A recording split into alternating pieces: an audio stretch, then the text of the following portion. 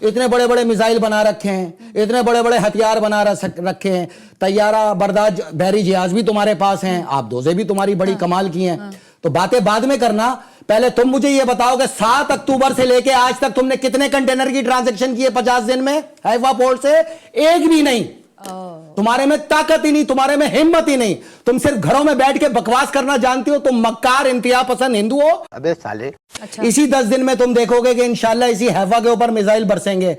धोतियां लपेटो और भागो वहां से। ये 950 जो ऑफिशियल तुमने बिठा रखे हैं रॉ के, और ये जितने मिलिट्री ऑफिशियल जो इस जंग के अंदर गजा की कत्लेआम में बराबर के मुलविस हैं, तुम इनको शमशान घाट पर चिता जलाने के लायक नहीं रहोगे। तो हिम्मत है अपनी 18 लाख फौज तुम भी लेके आओ। अच्छा, एक वापस आ जाए तो गिरेबान पकड़ लेना, इंशाल्लाह वहीं चिता जलाएंगे। अच्छा, मिसाइल मार के जैसे ही इसराइल खत्म होगा, ऑटोमेटिक उसके निजाम के साथ ये इंडिया भी खत्म हो जाएगा।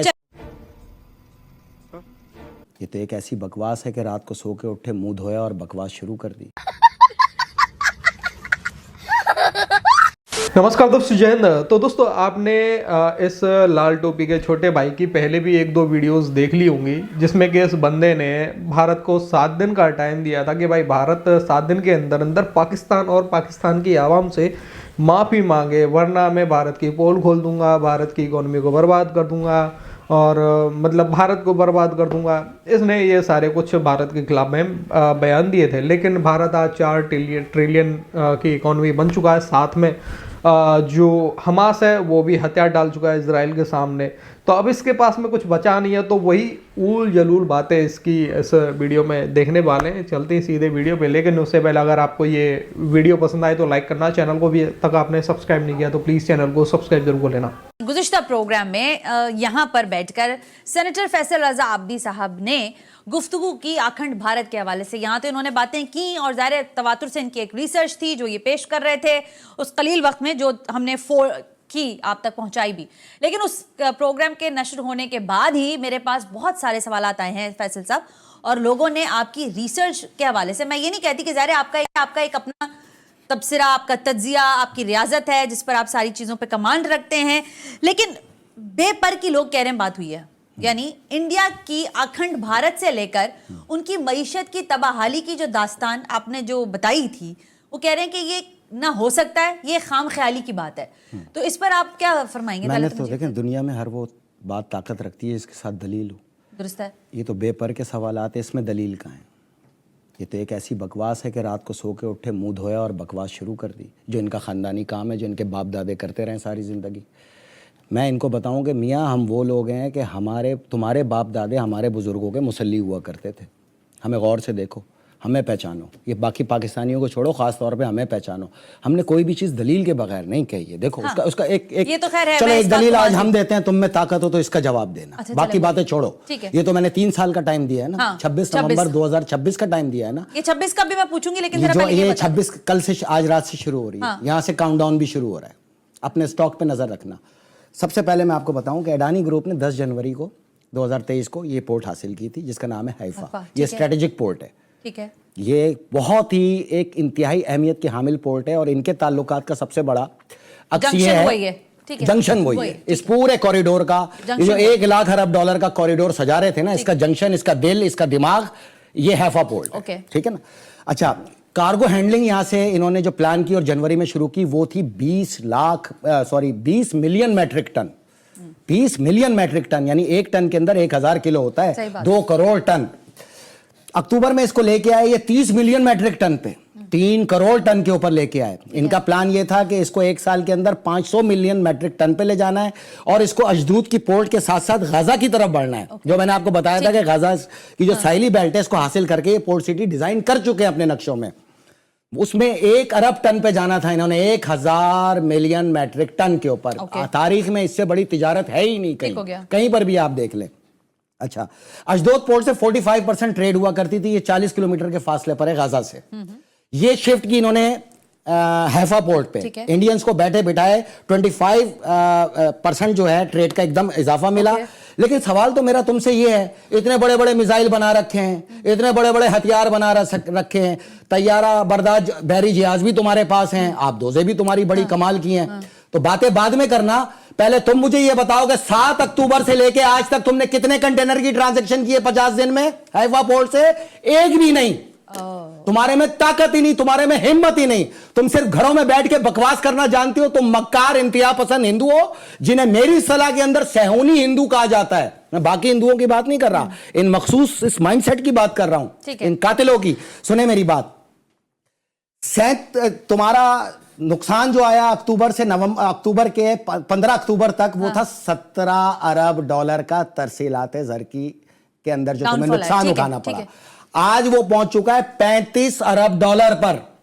तुम में अगर हिम्मत है ना, और तुम हो किसी एक वालिद की औलाद, तुम कल जाओ और जाके वहां से अपने पोर्ट की ट्रांजैक्शन करके दिखाओ पहले, और मैं तुम्हें बताऊं कि हम, ये भी लिखो तुम आज अपने पास, देख लेना, हम इंशाल्लाह नदीरा, नेतन्या, तल अवीव, याफो, अशदोद और अशकलोन की तरफ बहुत तेजी से बढ़ रहे हैं।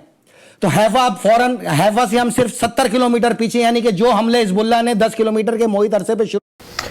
अब ये जो बंदा चैलेंज दे रहा है भारत को कि भाई हैफा पोर्ट से ट्रांजिट करके दिखाए, तो देखो भारत ट्रांजिट करेगा, ठीक है, वो तो क्लियर है। लेकिन ये लोग एक बाप की औलाद नहीं है, क्योंकि ये लोग कभी अरबी बन जाते हैं, कभी तुर्की बन जाते हैं, कभी चाइनीज़ों को अपना अब्बू बना लेते हैं, कभी अमेरिकन को अपना अब्बू बना लेते हैं। ये लोग तो एक बाप के हैं नहीं, पाकिस्तानी खासकर। और रही बात, ये जो बात कर रहा था कि मतलब हिंदुओं पे हुक्मरानी की है, तो ये लोग तो आपको पता है, सभी पूरी दुनिया जानती है दोस्तों के तलवार के दम पे यार कन्वर्टेड हुए हैं ये लोग, तलवार के दम पे। अपनी, अब क्या बोलूँ इन लोगों को, बाकी आप समझ गए होंगे, अपनी राय कमेंट में जरूर देना। किए थे वो 50 किलोमीटर पे पहुंच चुके हैं। हैफा लबनान की सरहद से जो है 121 किलोमीटर के फासले पे, यानी कि हम 70 से 80 किलोमीटर दूर हैं। अच्छा। इसी 10 दिन में तुम देखोगे कि इंशाल्लाह इसी हैफा के ऊपर मिसाइल बरसेंगे। धोतियां लपेटो और भागो वहां से। ये अच्छा। 950 जो ऑफिशियल तुमने बिठा रखे हैं रॉ के, और ये जितने मिलिट्री ऑफिशियल जो इस जंग के अंदर गजा की कत्लेआम में बराबर के मुलविस हैं, तुम इनको शमशान घाट पर चिता जलाने के लायक नहीं रहोगे। अच्छा, यही मिसाइल मार के इनकी चिता जलाएंगे। अच्छा। भाग लो वहां से, और आपको ये भागते हुए नजर आएंगे, ये मक्कार और अय्यार लोग। देखिए सवाल है ना, सवाल का जवाब दे रहा हूं मैं इनको, बिल्कुल उसी जुबान में जिस अंदाज में सवाल करते हैं। हाँ, वो ठीक है। अगर अभी ये बंदा शुरू में ही बोल रहा था कि मतलब भारतीय इसकी बातों में जो सवाल कर रहे हैं, तो मतलब बिना मुंह धो के आ जाते हैं, सवाल करते हैं। इससे मुझे तो ये लग रहा है दोस्तों, ये सीधा जग के अपने बेड से खड़ा होके आया है। बेड भी होगा नहीं होगा पता नहीं है, या तो हो सकता है फुटपाथ से ही उठ के आया हो यहाँ पे सीधा स्टूडियो में, और आके भारत के खिलाफ उल जलूल बातें चल रही है इसकी।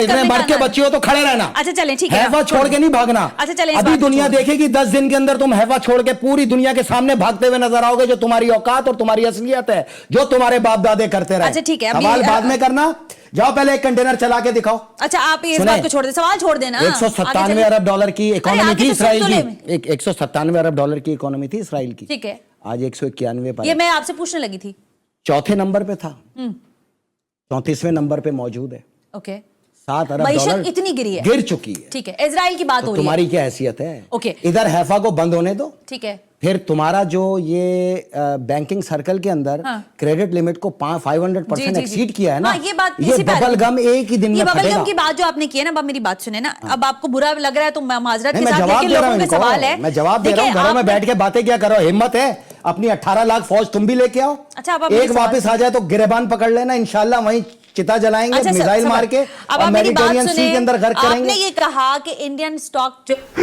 साला 93,000 ने तो हथियार डाल दी, अपनी पेंट खोल दी भारतीय आर्मी के सामने।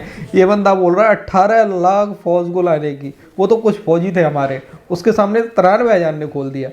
मतलब यार कुछ भी सीधा फुटपाथ से खड़े होके आया है और बकवास किया जा रहा है, जैसे लाल टोपी करता है ना इसका बड़ा भाई, भारत के बारे में बकवास करता है कि भारत पाकिस्तान पे चढ़ाई करने वाला है, तैयारी कर लो, ये कर लो, वो कर लो। ये उल्टा मतलब भारत को धमकी दे रहा है, वो गिरना शुरू होगी। इंडियन स्टॉक में 7% का डिक्लाइन आया एक हफ्ते में, मैं कह के गया था ना। अब तुम्हें तो एशियन डेवलपमेंट बैंक जो है 40 अरब डॉलर के करीब रकम दे रहा है, तो डिक्लाइन किस चीज का है? और एडानी के ग्रुप के जो शेयर गिरे हैं वो 4.75% गिरे हैं। किस लिए गिर रहे हैं? एक हफ्ते में गिर गए, एक हफ्ते में बढ़ गई है। आप रोजाना हर हफ्ते इनका मुआवजा करें, इनके स्टॉक पे नजर रखें, आपको लगेगा ये कदम ब कदम पस्ती के अंदर जा रहे हैं, और इंशाल्लाह 3 साल में ये बराबर कर देंगे इनको। हैफा जो इनका सब जंक्शन है जिससे ये सारी ट्रांजैक्शन होनी है, मैं इनको एक खबर दूं, आज के बाद इसराइल के कोई ट्रांसपोर्टेशन ना करना, वरना अब यमनियों का, हुसियों का, जिसको तुम बागी कहते हो, उनका ये फैसला है, इसी समंदर में गर्क कर देंगे सारे जहाज।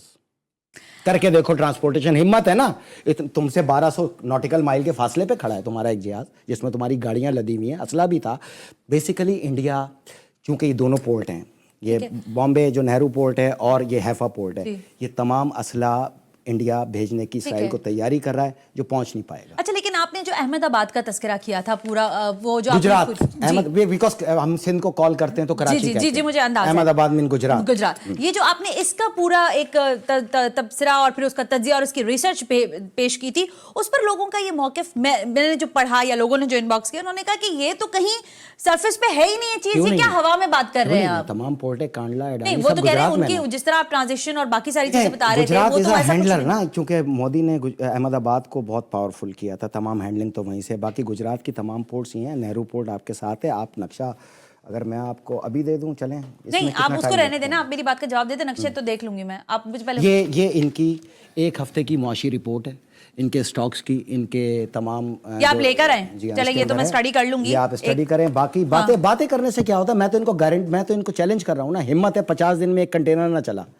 जो चला के दिखाओ। लेकिन इंडिया की जो आप बात कर रहे हैं, देखिए मेरी बात सुने फैसल साहब, जो ऑनेस्टली स्पीकिंग लोग इस बात को जैसे कहते हैं ना, बाय नहीं कर रहे कि कैसे गिर सकती है दुनिया की तीसरी, चौथी, नहीं चले मैं 5वीं इकोनॉमी कह रही हूँ ना, दुनिया की 5वीं बड़ी मईशत, जिस पर पूरी दुनिया की आईटी सेक्टर से लेकर हर चीज 50% तो बबल गम है। सर आप कह रहे हैं ना 50, मैं जो कह रहा हूँ उसको मैं मर तो नहीं गया, आप भी जिंदा हैं, इंशाल्लाह मैं भी जिंदा हूँ, आने वाले दिनों में देखते रहिएगा। मैं आपसे कह रहा हूँ इनके स्टॉक पे नजर रखें, इनकी घबराहट अब नजर आना शुरू हुई। 50% मतलब ये 3.5 ट्रिलियन के जो दावे कर रहे हैं, ये 1.25 ट्रिलियन पे रह जाएंगे। जैसे ही इसराइल खत्म होगा, ऑटोमेटिक उसके निजाम के साथ ये इंडिया भी खत्म हो जाएगा, इसकी मैशियत भी खत्म हो जाएगी, इसकी तिजारत भी खत्म हो जाएगी, और जितनी इन्होंने पोर्ट्स बना रखी हैं सऊदी अरब और यूएई के $100 बिलियन के एबा पर, वो सिर्फ मछली और झींगा पकड़ने लायक होगी। मैं बता रहा हूं तो ये होगा। अच्छा सुने ना, इनको बोलो अपने जहाज भेजो ना जरा यमन के सामने। अच्छा, आप इस बात भेजो को छोड़ देना, इसराइल भी भेजे, तुम भी भेजो।